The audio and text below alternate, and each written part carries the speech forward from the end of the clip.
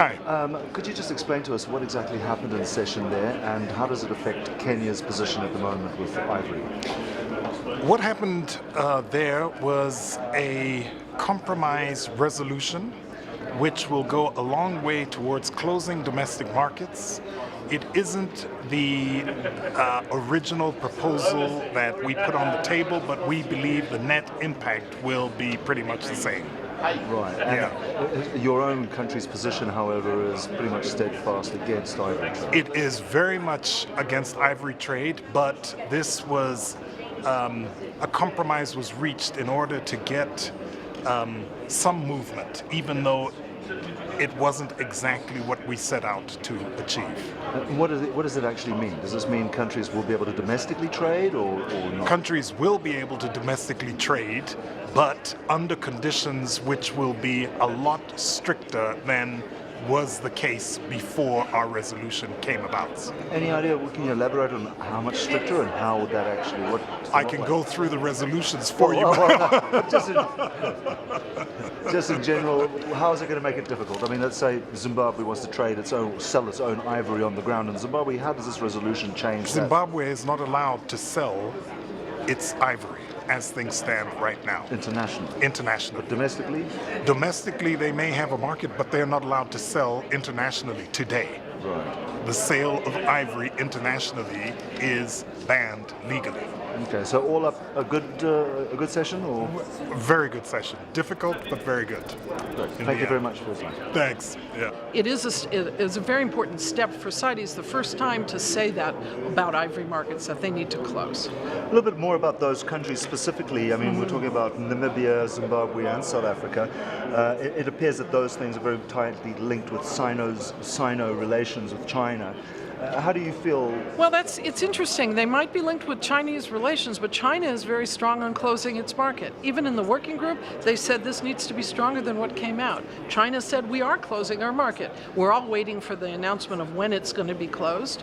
But China has said, President Xi and President Obama issued a joint statement they would both close their ivory markets. So China is behind that. They're not backing away from that. So Namibia, South Africa, and Zimbabwe, in a sense, will have nowhere to sell it. Do you expect China to be cracking down on its own traders? It's obviously not the Chinese government that's at fault for this, and there's so many Chinese people who are against it. Right. But there are individuals who are Chinese, and in those markets, not only Chinese, of course, throughout Asia, but how do you see China trying to police that? I think China already is cracking down on enforcement, and we see that because we have a very large program in China. They're cracking down on enforcement, and they have agreed that they can't sufficiently control it as long as you can sell ivory freely in the market in China. So they have agreed to close their domestic ivory market. We're working with them in China, helping them how you're going to do that, how you're going to manage it. We're all waiting to hear their announcement on when it's going to take effect. But I'm optimistic. I'm always guardedly optimistic, but I'm optimistic they will close their market. Fantastic. So on a bit more of a positive note, just give us a bit of a briefing about the African grey parrots. That's looking better, isn't it? Great outcome this morning. A number of African countries agreed to by the EU and the US initially, but this was led from Africa, Gabon and other countries, submitted a proposal to move the African grey parrot, once exceedingly common, is now threatened by trade, to move it to Appendix 1, which bans all commercial trade internationally. It was adopted by a really large majority in the committee today, 95 to 35. It was a great outcome. Great for the parrot. Now all international trade from the wild is over. Fantastic. And you are, of course, a veteran CITES participant.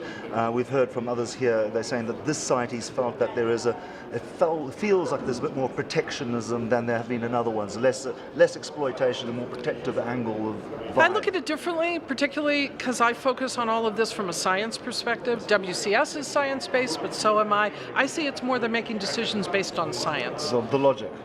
The science, the pure science, the data. What do the data tell you?